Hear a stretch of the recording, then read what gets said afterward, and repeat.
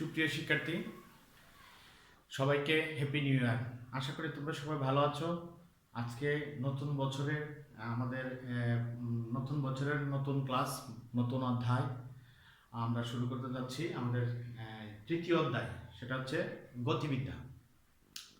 তো আমরা ভেক্টরের আমরা যে কটা ক্লাস নিয়েছি এর মধ্যে আমাদের একটা পরীক্ষা নেওয়া উচিত। তো আমরা এই ক্লাসের পরে একটা পরীক্ষা নিয়ে নেব। তোমরা একটু প্রিপারেশন নিও, নেক্সট ক্লাসে আমরা একটা পরীক্ষা নেব ভেক্টরের উপরে। আর আজকে আমরা গতিবিদ্যার থিওরিটিক্যাল জিনিস আবার শুরু করতে যাচ্ছি। তো প্রথমেতেই আমি গতিবিদ্যার কয়েকটা টপিকস লিখে রাখছি, দেখো ডান পাশে দেখা যাচ্ছে কিনা, ওগুলো নিয়ে একটু আলোচনা করবো আজকে। তোমরা হয়তো এগুলো জানো, তোমরা মেট্রিক লেভেলে এগুলো পড়ে আসছো, তোমাদের এগুলা ভুলার কথা না, আবার একটু মেমোরাইজ করবা আমার সাথে। আর অবশ্যই বইয়ের সাথে মিল রেখে করবা, যাতে তোমাদের কোনো সমস্যা না হয়। তাহলে আমি প্রথমে যাচ্ছি, আমাদের বইয়ের প্রথমে আছে আমাদের এখানে প্রসঙ্গ কাঠামো। প্রসঙ্গ কাঠামো আসলে জিনিসটা কি? কাঠামো জিনিস তো বুঝো, অর্থাৎ একটা অবস্থান। তার আমি যদি তিনটা অ্যাক্সিস আঁকি, আমরা তো অ্যাক্সিসের কথা 9 10 অনেক পড়ছি, সেটা হচ্ছে x axis, y axis, z axis, আমরা বলতে পারি না? তো এই একটা কাঠামো, যদি আমি একটা মনে করি এখানে একটা ফুটা দিলাম, এই যে বিন্দুটা দিলাম, এই বিন্দুর অবস্থান নির্ণয় করতে পারবো আমরা ওই এক্স ওয়াই জেড অক্ষের সাপেক্ষে। অর্থাৎ এটা একটা মানদণ্ড হিসেবে আমরা কাজ করে। অর্থাৎ কোনো একটা কিছু অবলম্বনের সাপেক্ষে যদি আমরা কোনো একটা কিছু নির্ণয় করতে পারি বা কোনো একটা অবস্থান ফিক্সড করতে পারি, সেটা হচ্ছে আমাদের প্রসঙ্গ কাঠামো। এই প্রসঙ্গ কাঠামোটা আমাদের কয় ধরনের হতে পারে? 3 ধরনের হতে পারে।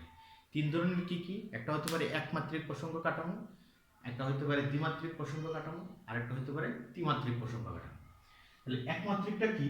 একমাত্রিকটা হচ্ছে মাত্রা থাকবে আমাদের একটা, অর্থাৎ যদি একটা জিনিসের স্থানাঙ্ক, দেখো এখানে আমি এই যে কাঠামোটা লিখছি, সেই কাঠামোর এক্স অক্ষের স্থানাঙ্ক আছে, ওয়াই অক্ষের স্থানাঙ্ক আছে, জেড অক্ষের স্থানাঙ্ক আছে। যদি ওইটা বিন্দুটা হয়, ধরো একটা পি বিন্দু, এই বিন্দুর স্থানাঙ্ক কি? এক্স ওয়াই জেড, তিনটা বিন্দুই তার স্থানাঙ্ক, অর্থাৎ তিনটা অ্যাক্সিস কাজ করবে।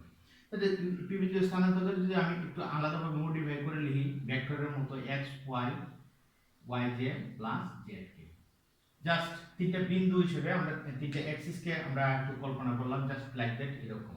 অর্থাৎ x অক্ষ বরাবর হচ্ছে i ভেক্টর, অর্থাৎ xi, y অক্ষ বরাবর yj, z অক্ষ বরাবর zk।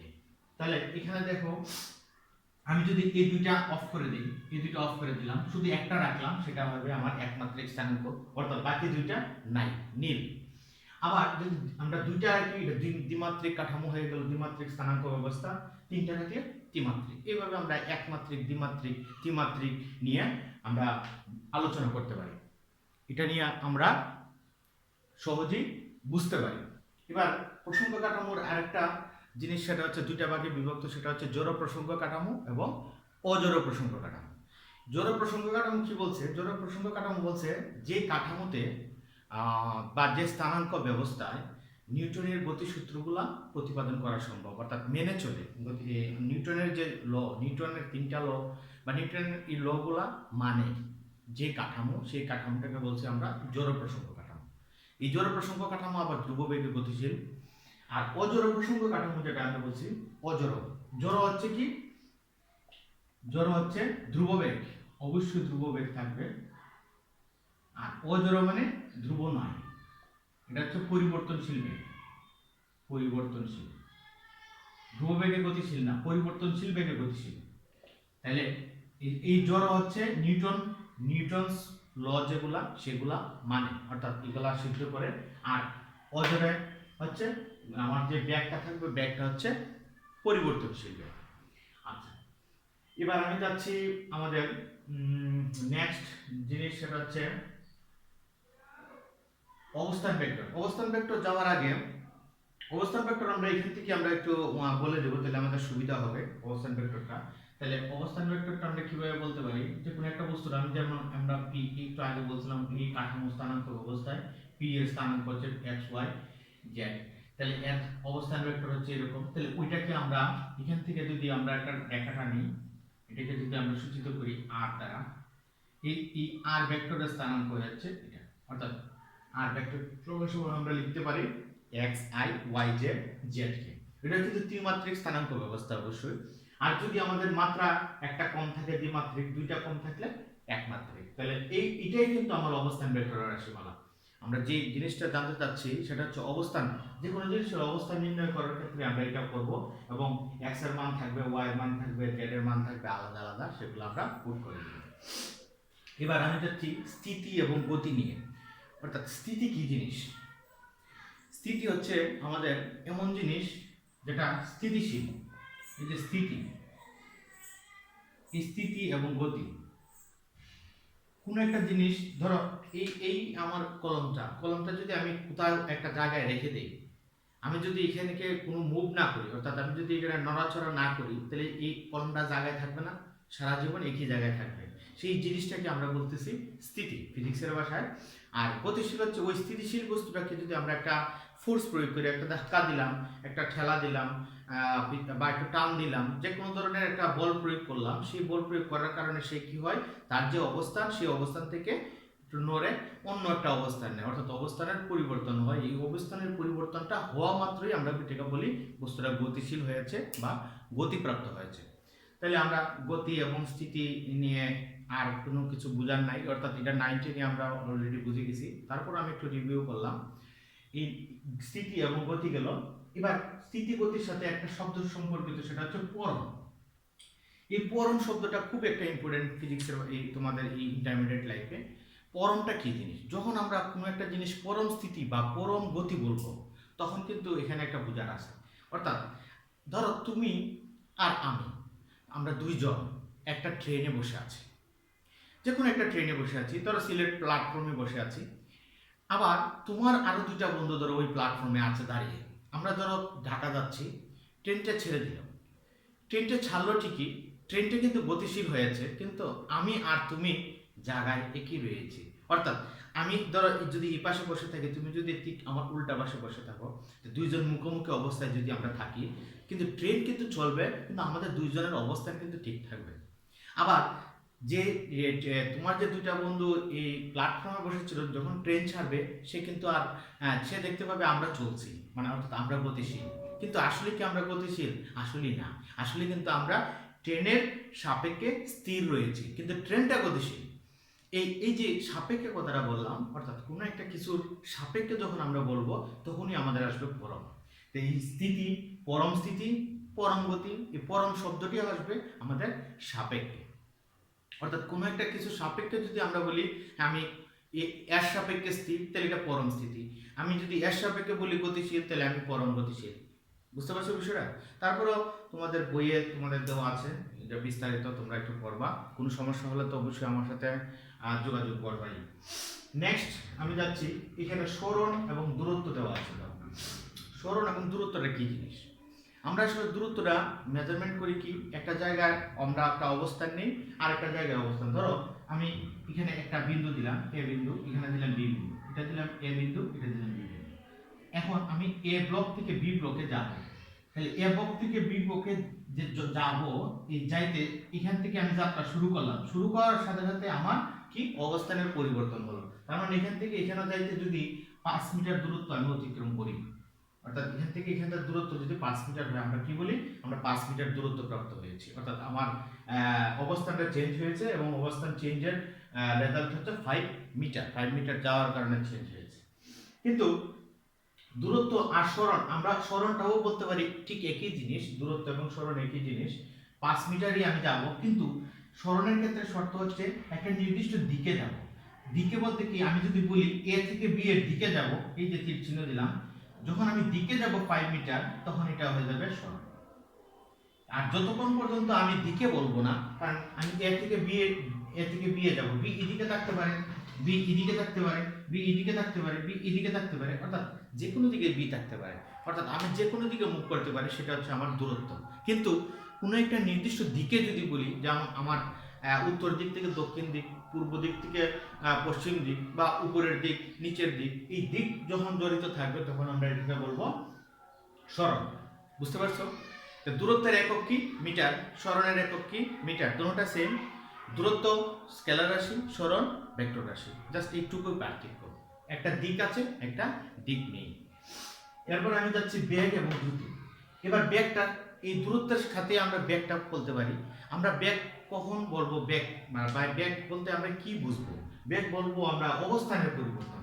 কোনো একটা জায়গায় যদি অবস্থানের পরিবর্তন হয়, অর্থাৎ এখানে এই যে এ থেকে বিতে গেল 5 মিটার, এই 5 মিটার যাইতে যদি তার 5 সেকেন্ড সময় লাগে, ধরলাম আমি এখান থেকে যাইতে এখানে পর্যন্ত তার 5 সেকেন্ড সময় লাগলো, তো অর্থাৎ এই যে 5 মিটার গেল, 5 মিটার আর 5 সেকেন্ডে গেল, এই যে মিটার পার সেকেন্ড, এই একে আমরা যদি এক, তাহলে 1 হবে 1 মিটার পার সেকেন্ড হবে তার ব্যাগ।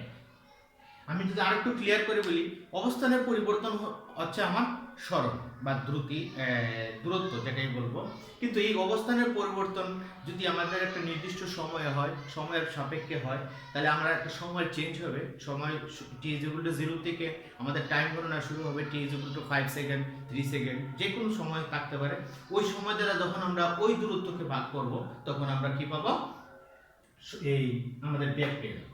ঠিক আছে, দ্রুতিও সেম, দ্রুতিও আমরা ভাগ করলে পেয়ে যাব। দ্রুতি আর বেগ সেম জিনিস, আগের মতো। সরণ আর দূরত্ব যেরকম, দূরত্ব হচ্ছে স্কেলার রাশি, সরণ হচ্ছে ভেক্টর রাশি, সেম বেগ হচ্ছে ভেক্টর রাশি, দ্রুতি হচ্ছে স্কেলার রাশি, আর কিছু না।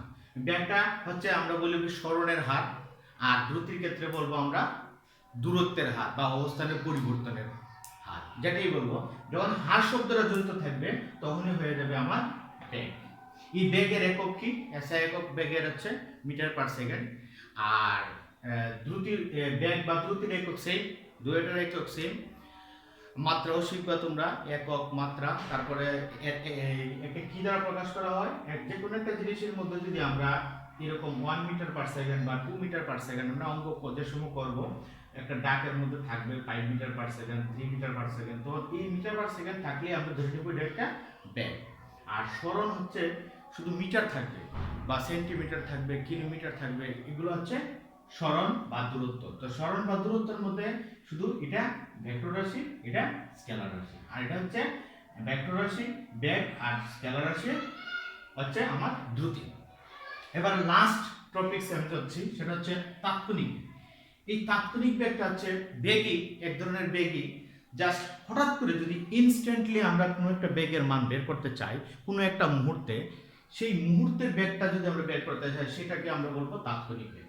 এই তাৎক্ষণিক বেগের সমীকরণটা যদি আমরা বলি, যেমন মনে করো আমি এখান থেকে এখানে যাচ্ছি, এই বিন্দুতে যাচ্ছি, যদি আমি বলি ইনস্ট্যান্ট ওই বিন্দুতে কত, ওই বিন্দুতে আমার বেগের মান কত, তাহলে আমার বেগের মান এখান থেকে বের করতে হবে, এইভাবে ঢাল টেনে বের করতে হবে।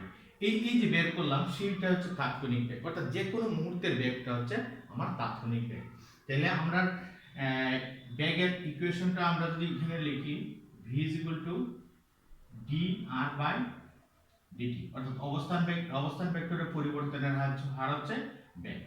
এখন বিষয়টা এরকম, এটারে আমরা যদি একটু ভেঙে বলি, অর্থাৎ del t tends to 0, limit আমি যদি লিমিট লাগাই, আর এটা যদি del x by del t, এই যে del x by del t লিখলাম, এটাই হচ্ছে আমার dr/dt, অর্থাৎ এটা লেখা যায় কথা or dr/dt লেখা একই কথা। দেখো আমি আরেকটু পরিষ্কার করে দেই, ধরো এই del x আমি এই শব্দটা লিখলাম, এই del x টা মানে কি? x এর পরিবর্তন। x টা কি? তার অবস্থানের পরিবর্তন। t মানে কি? টাইম মানে একটা নির্দিষ্ট সময় থাকবে, তাহলে সময়ের পরিবর্তন হচ্ছে আমার del t। তো del x কে যদি আমরা del t দ্বারা ভাগ করি, এই এটার মধ্যে যদি আমরা লিমিট প্রকাশ করি, লিমিট আর del t টেন্ডস টু 0, এই del t টেন্ডস টু 0 এখানে বোঝার আছে। তোমরা ম্যাথ ফিজিক্স যখন করবা তখন লিমিটের চাপটা গেলে তোমরা বুঝতে পারবা, আরো মানে বিস্তারিত আছে। আমাদের সামান্য, অর্থাৎ ফিজিক্সের লিমিটের ব্যবহার খুব কম, just higher limit, upper limit, lower limit, ওগুলা দিয়ে আমাদের সীমা দিয়ে আমাদের সমাকলন আছে, যুগজীকরণ, তারপরে ওগুলা করা হয় সামান্য। অর্থাৎ তোমরা লিমিট বিস্তারিত গণিতের ক্লাসে পড়বা। তারপর আমি একটু বলে দিচ্ছি, এই লিমিটের মানে হচ্ছে এই del t টেন্ডস টু 0, এই যে del t এখানে নিচে লিখলাম, এই del t টা 0 নয় কিন্তু 0 এর কাছাকাছি। যেমন এই del x এর মান যে কোনো কিছু হইতে পারে, ধরো আমি দিলাম 50 বা 50.5 যাই দিলাম, কিন্তু ওই যে t এর মান 0 হবে না, কিন্তু 0.5 হতে পারে, 0.0012 যাই হতে পারে। অর্থাৎ একবার সরাসরি জিরো হবে না, এই সরাসরি জিরো হবে না টি এর মান। এই কথার মানে হচ্ছে del t tends to zero, অর্থাৎ ডেল টি জিরোর দিকে যাচ্ছে কিন্তু নট জিরো। যদি জিরো হতো তাহলে ডাইরেক্ট লিখতে পারতাম ডেল টি সমান সমান জিরো। যেহেতু আমি তীর চিহ্ন দিয়ে লিখছি del t tends to zero, তার মানে ডেল টি এর মান জিরোর দিকে যাচ্ছে কিন্তু নট জিরো। আশা করি তোমরা এই তাৎক্ষণিক বেগ নিয়ে তাৎক্ষণিক বেগ সম্পর্কে এখন যেগুলো বললাম এগুলো বুঝতে পেরেছো। আর শর্টকাট উপায়ে যদি আমরা বলি, এই যে অন্তরকের বিষয়টা আসছে এখানে v = আমরা লিখছি dr/dt, এটা হয়তো তোমরা সহজে বুঝতে পেরেছো, কারণ আমরা এর ভেক্টর পার্টে কিন্তু আমরা এই ddx এর ব্যবহার দেখিয়েছি। এখানে d অফ dt আর এখানে ছিল আমাদের ddx, অর্থাৎ অপারেটর যাই থাকুক না কেন আমাদের কর্মটা হচ্ছে মেইন, অর্থাৎ যে অপারেট করবে অর্থাৎ t এর সাপেক্ষে আমরা যখন r নির্ণয় করব সেটা হবে আমাদের b। আর এই যে জিনিসটা এটাই হচ্ছে আমার এটা লিমিট, আর লিমিট দিয়ে যখন লিখব তখন এটাকে আমরা বলবো তাৎক্ষণিক বেগ। এই তাৎক্ষণিক বেগ অর্থাৎ যে কোনো মুহূর্তের বেগ যদি আমরা বের করতে চাই অবশ্যই আমরা তাৎক্ষণিক বেগের ইকুয়েশন ইউজ করতে হবে, নতুবা আমরা পারব না। এখন আমাদের যে যে জিনিসগুলো আজকে আমরা আলোচনা করলাম, এই আলোচনার পরে আমাদের নেক্সট আলোচ্য বিষয় থাকবে ত্বরণ। তো ত্বরণটা একটু বিস্তারিত মানে একটু বড় থাকার কারণে এটা আমরা নেক্সট ক্লাসে দেখব। ত্বরণের তোমরা একটু পড়াশোনা করবা। ত্বরণের দুই প্রকারভেদ আছে, অসমবেগ, সমবেগের কারণে অসমবেগের কারণে ত্বরণ হয়। এই ত্বরণ দুই ধরনের হয়, একটা অসম ত্বরণ একটা সমত্বরণ, এবং ত্বরণের প্রকারভেদ আছে, তাৎক্ষণিক ত্বরণ আছে। অর্থাৎ ত্বরণ সম্পর্কিত যা আছে বা অঙ্ক টঙ্ক যা আছে তোমরা একটু দেখে নিবা, তাহলে আমরা যখন ক্লাস করব তখন তোমরা সহজেই বুঝতে পারবে। ওকে, তোমরা সবাই ভালো থাকো, সুস্থ থাকো। নেক্সট ক্লাসে দেখা হচ্ছে ত্বরণ নিয়ে। ওকে, বাই বাই।